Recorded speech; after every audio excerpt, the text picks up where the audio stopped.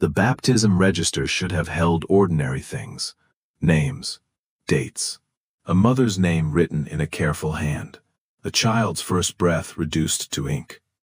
But on one damp page in a Louisiana chapel, the clerk found a second column, not printed, not official, just a narrow strip of private notes folded into the spine where no visitor would see it. Pale hair, blue eyes, skin that did not match the mother, skin that did not match the man listed as father, skin that did not match any child in the quarters. The clerk held the lantern closer. The flame shook, not because the night was windy, because the entries did not stop. One child in 1841, another in 1842, 3 more by the next grinding season. 6 plantations along the river road, different mothers, different cabins, different owners. And beside almost every birth, the same meat initials, E.V., Dr. Elias Varno. In sugar country, people learned early that some truths were not hidden because nobody saw them. They were hidden because everyone with power agreed not to look. Louisiana's river parishes were built to look beautiful from the road. Raised Creole houses with white galleries, oak trees bent over carriage paths, silver on dining tables, imported curtains, French names painted on gates. But behind the galleries, behind the kitchens, behind the rows of orange trees planted to sweeten the air, the sugar works ran like a machine that ate people alive. During grinding season, the cane had to be cut, hauled, crushed, boiled, cooled, packed, and shipped before frost could ruin the crop. Mills turned through the night, kettles burned, steam rolled over the yard. Enslaved men and women worked 18, 20, sometimes 22 hours with hands split open from cane leaves and faces blackened by smoke. A moment of exhaustion could pull an arm into the rollers. A splash from the boiling house could scar a body for life. And in the ledgers, those wounds were not written as pain. They were written as loss, loss of labor, loss of value, loss of property. That word was the lock on everything. Property. It decided who could speak, who could testify, who could be believed, who could be harmed in a way the law would recognize. And it is why the first strange birth at St. Adeline Plantation was treated not as a crime, but as an inconvenience. The child was born before dawn in February of 1841, inside a cabin that smelled of wet clay, wood smoke, and boiled linen. The midwife was Nanette, an enslaved woman in her 60s with hands that had delivered more babies than she could count. She had seen difficult births, stillbirths, mothers who survived by will alone, babies too small to cry. She had learned not to show fear. Fear spread. Fear made men angry. Fear made masters suspicious. But when she wiped the newborn's face clean and held her toward the lamp, Nanette stopped breathing. The baby's skin was pale. Her hair was almost silver.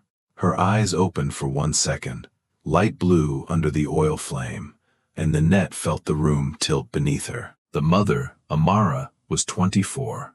Dark brown skin, strong shoulders, a quiet way of looking at the ground that made people think she was obedient, when really she had learned to survive by letting others underestimate her. She had been paired with a field hand named Caleb. They already had a little boy who looked like both of them. Dark eyes, tight curls, his father's broad mouth, his mother's watchful face. This second child should have looked no different. Instead, Amara took the baby into her arms and stared at her as if the child had arrived carrying a sentence no one had spoken out loud.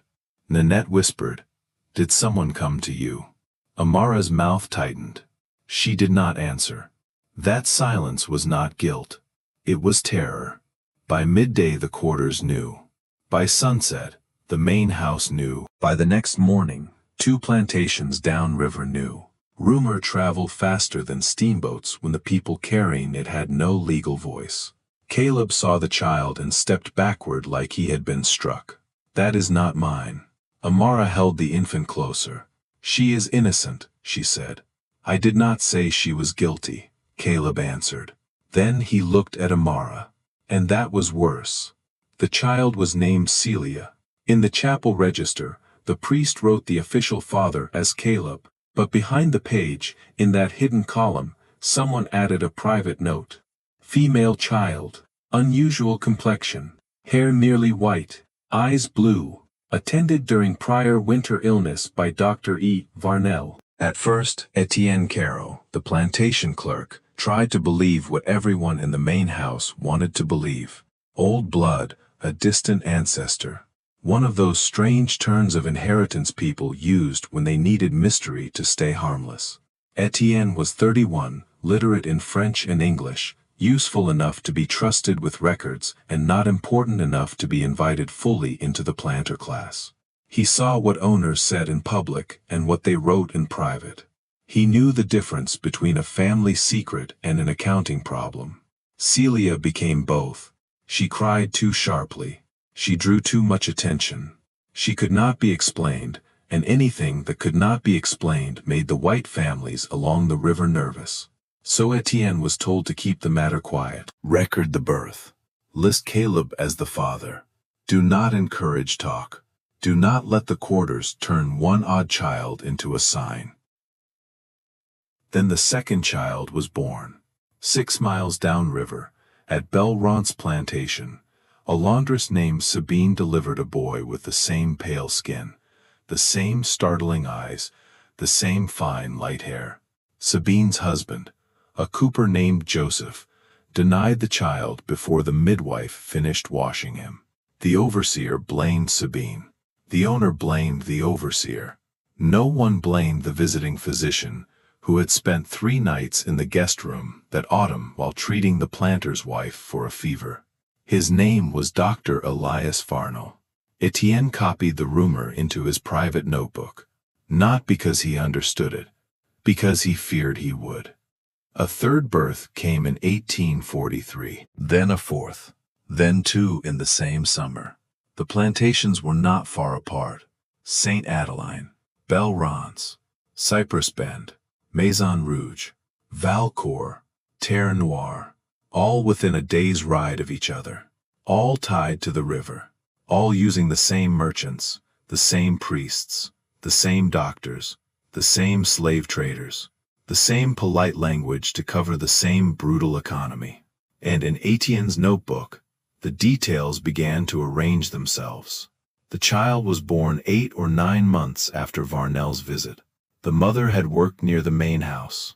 The mother had been ill, examined, sent for, or reassigned during his stay. The recorded father denied the child. The owner ordered silence. The child was treated as an anomaly. But a pattern is what happens when an anomaly repeats until denial becomes work. By the 5th child, the enslaved women knew more than the men who claimed to manage them. They stopped volunteering for house duty. They hid fevers. They wrapped injuries in cloth and kept working rather than be sent to the doctor. A woman called Lise took 20 lashes after refusing to carry linens to the guest wing during one of Varnell's visits. When asked why, she said only, "I can work outside." That answer was punished as insolence.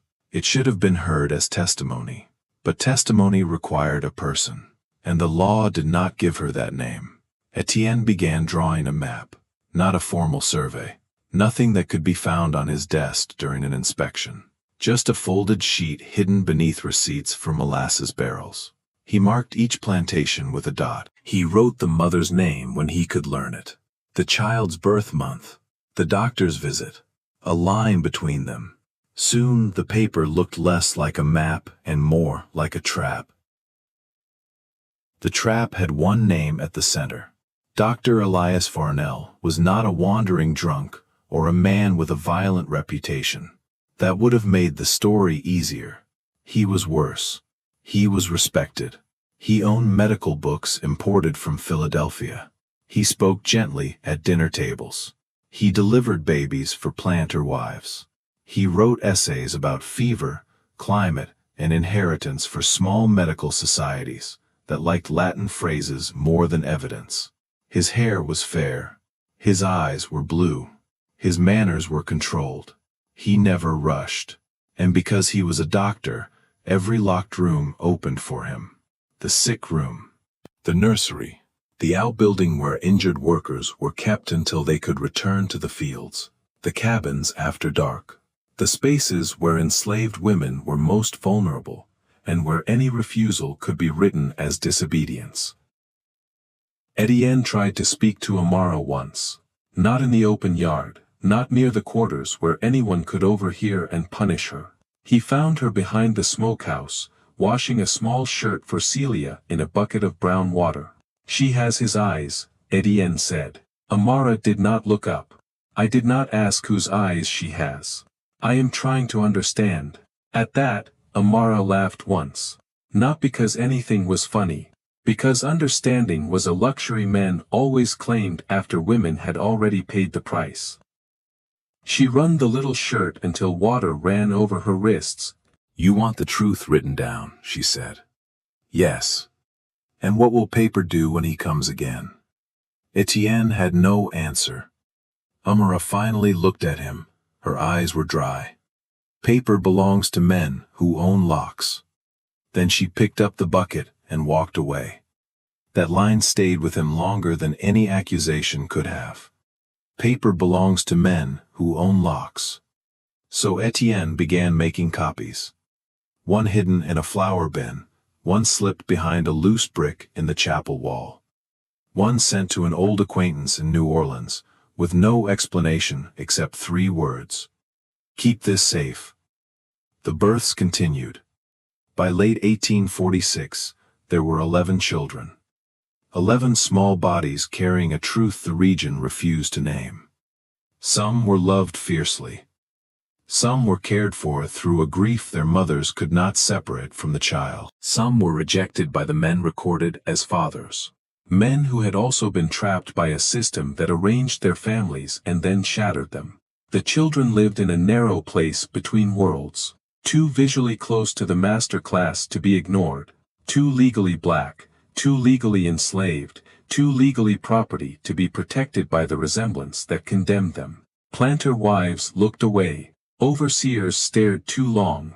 Priests hesitated at baptismal fonts. Traders began asking questions that made mothers pull their children behind skirts. Because pale skin in a slave market did not mean safety, it meant a different kind of danger, a profitable one. Etienne saw that danger clearly the day a trader from New Orleans inspected a girl named Rosalie at Maison Rouge. She was 6. Her hair was light enough to glow in sun. The trader lifted her chin with 2 fingers while her mother stood 15 feet away, unable to move. "She will bring a special price later," he said. Not later as in childhood. Later as in the horror waiting for girls whose bodies became valuable before they had any say over them. That night Etienne opened his notebook and wrote only 1 sentence. The experiment did not end at birth. The darkest proof came during a storm in January of 1847.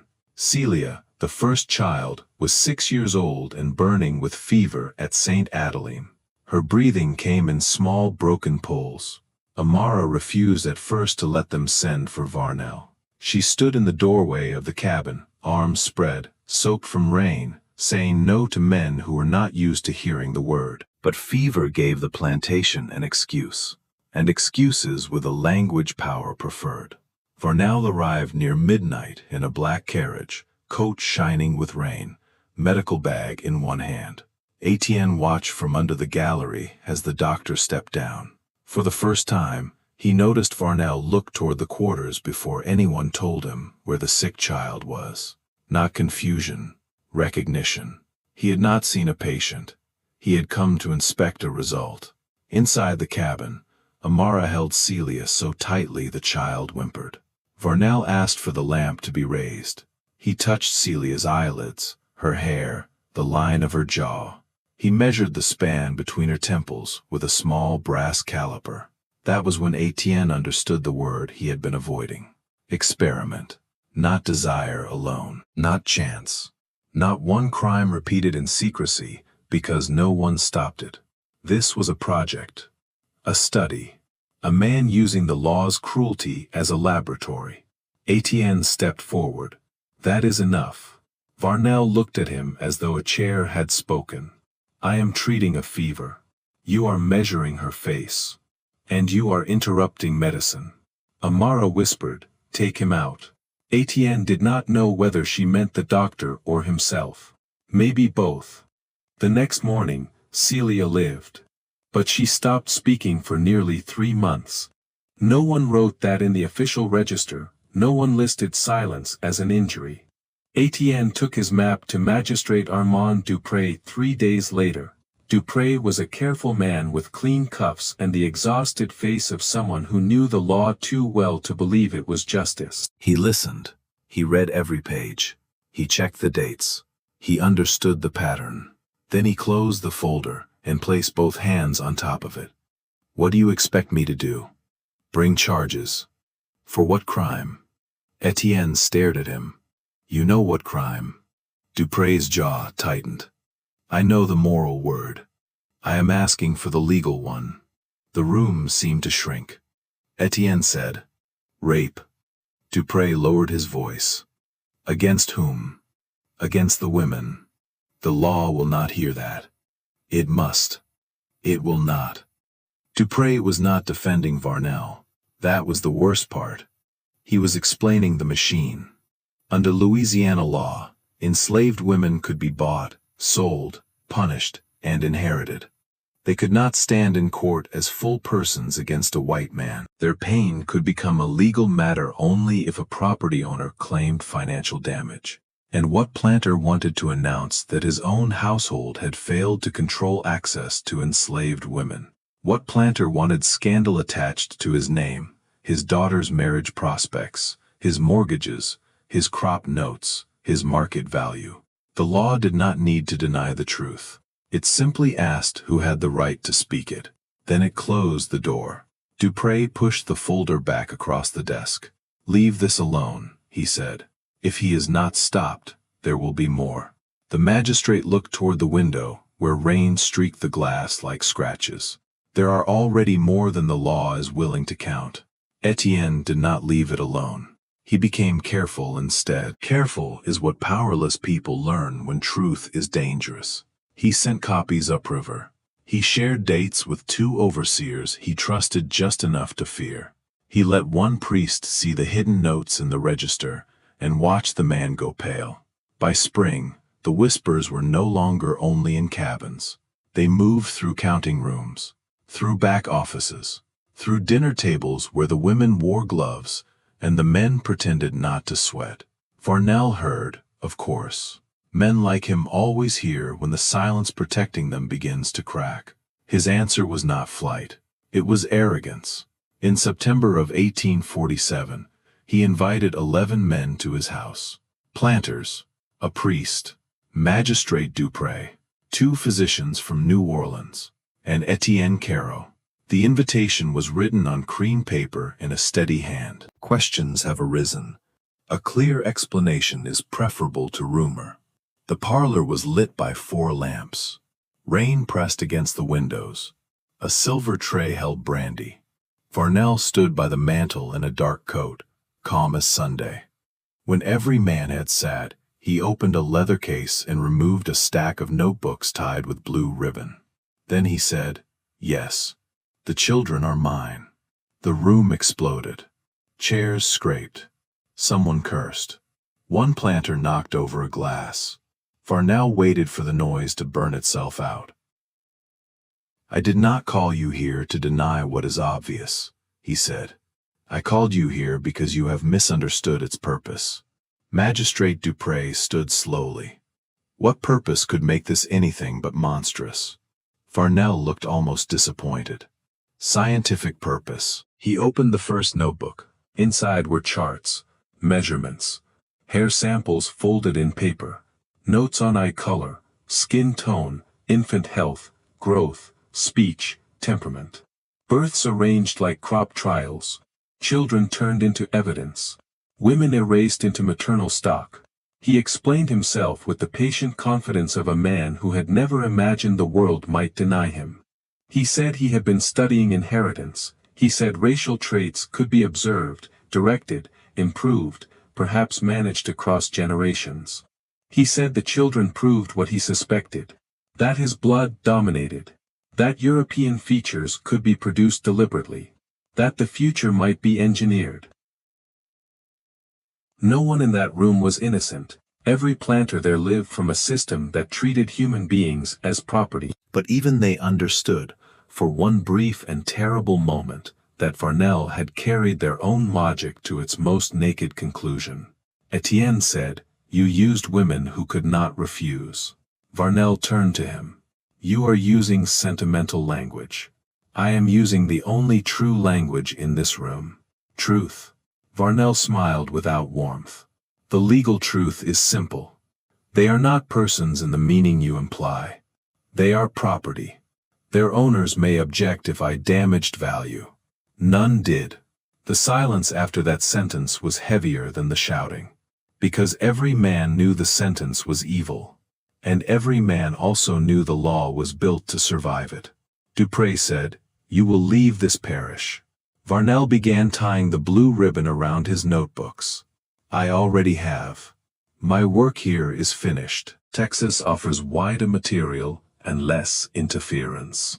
"Material," Etienne repeated. Varnell looked up.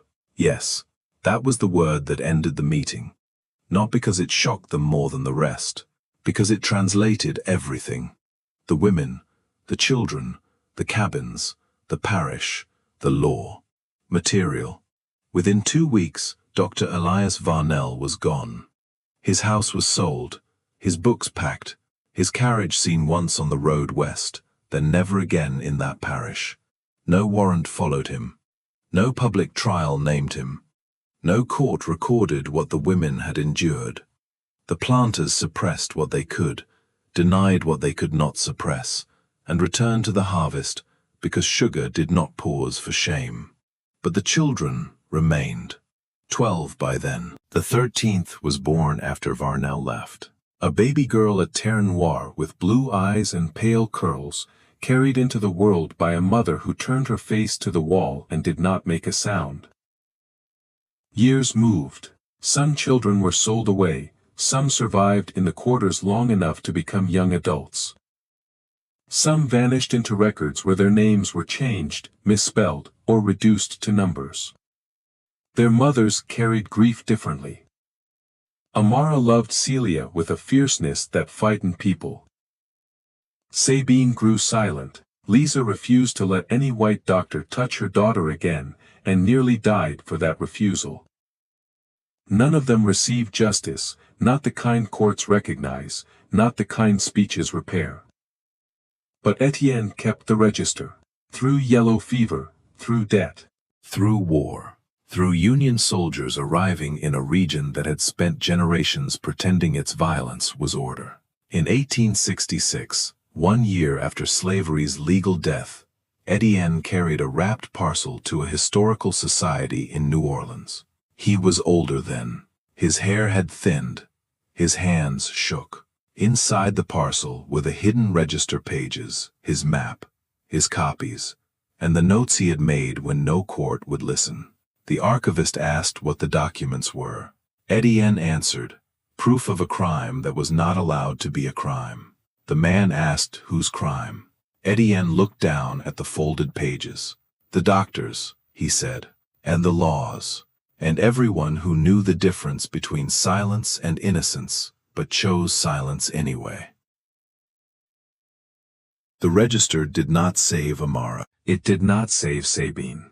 It did not give the children back the childhoods stolen from them before they were old enough to understand why people stared. Paper could not undo what had been done. Amara had known that. Paper belonged to men who owned locks.